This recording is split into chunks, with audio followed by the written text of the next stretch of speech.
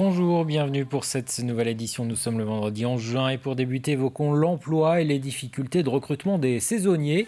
Les bars et les restaurants du département peinent à trouver des candidats. C'est le cas aussi dans l'agriculture depuis plusieurs années. Une problématique que la crise sanitaire a renforcée en ajoutant de nouvelles difficultés aux employeurs. Les explications de Pierre Dalicieux. Dans cette exploitation agricole sous serre de tomates et de concombres, la récolte, c'est toute l'année ou presque. L'entreprise compte une centaine de salariés, dont la moitié de saisonniers. Des saisonniers chaque année de plus en plus difficiles à recruter. Et la crise sanitaire n'a rien arrangé à cette situation. Ce qui a plus bloqué, si je reprends depuis l'année dernière, en fait, à la période du premier confinement, c'est la peur des gens à venir sur un lieu de travail, la peur de se déplacer et la peur d'attraper le Covid. La peur que les gestes barrières, les règles, toutes les règles mises en place dans l'entreprise ne soient pas forcément à la hauteur de ce qu'ils espéraient. Ça, on nous l'a dit, on a remarqué. Donc ça a posé souci par rapport à ça. Traditionnellement, des travailleurs marocains viennent prêter main forte pour la haute saison d'avril à septembre. Cette année, ces travailleurs viennent tout juste d'arriver. Avec la crise du Covid, impossible pour eux de quitter leur pays avant.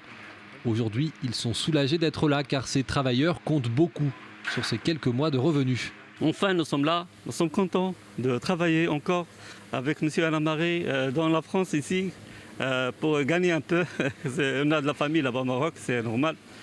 Vraiment, c'est bon, vraiment c'est bon. Le manque de travailleurs saisonniers dans le milieu agricole concerne quasiment toutes les entreprises qui récoltent en ce moment. Des entreprises qui craignent, comme l'année dernière, de ne pas pouvoir récolter toute leur production, faute de main-d'œuvre. Le problème est plus marqué, je dirais, dans les grandes entreprises qui emploient beaucoup de saisonniers à des périodes courtes. Et il est plus marqué en fin d'été. Je pense pour le melon, par exemple, ou pour les pommes. Pendant la saison, il n'y a pas de problème. Pendant l'été, il n'y a pas de problème. Quand on arrive en septembre, ils s'en vont. Ils s'en vont soit pour prendre un peu de vacances, soit pour reprendre leurs études, soit pour travailler ailleurs.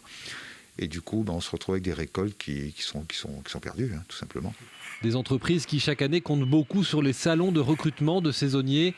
Des salons qui, cette année, à cause du Covid, n'ont pas eu lieu. Toujours à propos d'emploi, avec la nouvelle phase de déconfinement intervenue cette semaine, les protocoles en entreprise se sont quelque peu assouplis. La règle du 100% télétravail, quand cela est possible, n'est plus imposée. Les salariés peuvent donc revenir au bureau 2 à 3 jours par semaine, selon le ministère du Travail, qui appelle à un dialogue entre l'employeur et les collaborateurs. Un retour progressif qui n'est pas sans poser des difficultés à certains salariés qui ont pris l'habitude depuis plusieurs mois de travailler à la maison. Écoutez l'analyse de Frédéric Lavaux, DRH à Serre France Vendée, un réseau qui accompagne les entreprises. Déplacer des documents de l'entreprise à chez soi, ça peut être quelque chose de compliqué. Donc ça, c'est une des premières raisons. La deuxième raison, c'est que certains salariés en fait, ont pris l'habitude d'être dans leur espace de vie personnelle et ont beaucoup de mal à en sortir. Alors notre rôle, nous avons mis en place ce qu'on appelle des correspondants Covid, de façon à garder le lien entre ces salariés qui ne reviennent plus sur nos sites et l'entreprise. Et également, nous préconisons, pour certains pour lesquels on pourrait penser qu'il y a une situation de mal-être, de les mettre en relation avec la médecine du travail. L'actualité, c'est aussi en bref cet accident survenu hier soir au Sables-d'Olonne. Une jeune femme âgée de 21 ans est décédée. Elle circulait à trottinette. Une collision est survenue avec une voiture vers 23h. Une autre personne, témoin de l'accident, a été transportée à l'hôpital des Sables-d'Olonne. Parlons d'éducation à présent avec cette initiative pour ouvrir les collégiens au monde professionnel et les aider dans leur choix d'orientation.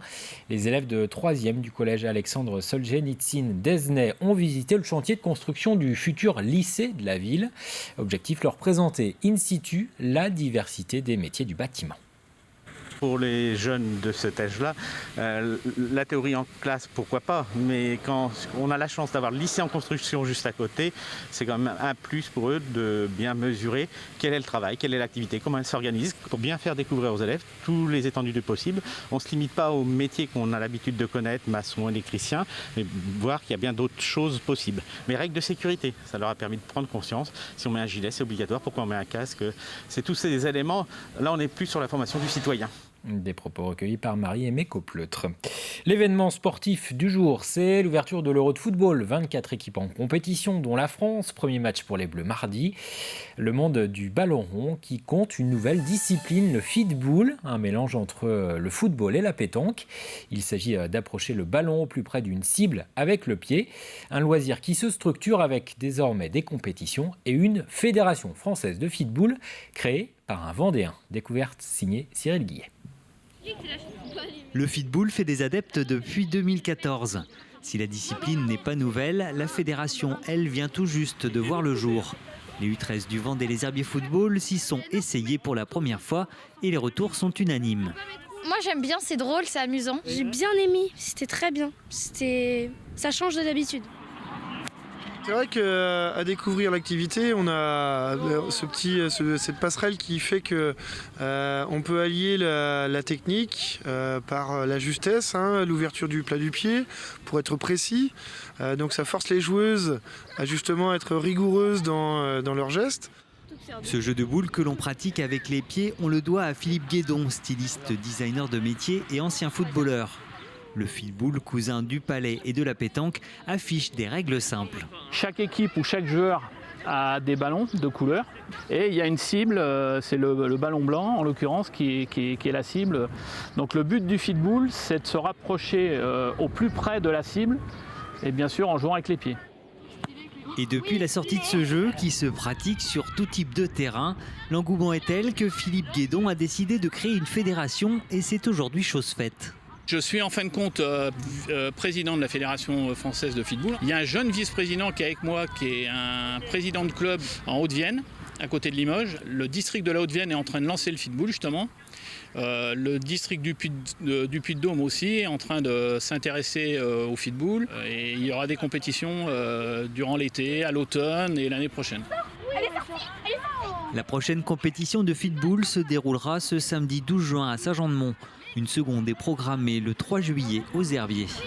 J'avais 2 points. Les prévisions météo pour cet après-midi, des nuages se formeront avec un risque d'ondées orageuses dans le bocage. Le soleil continuera de dominer sur le littoral.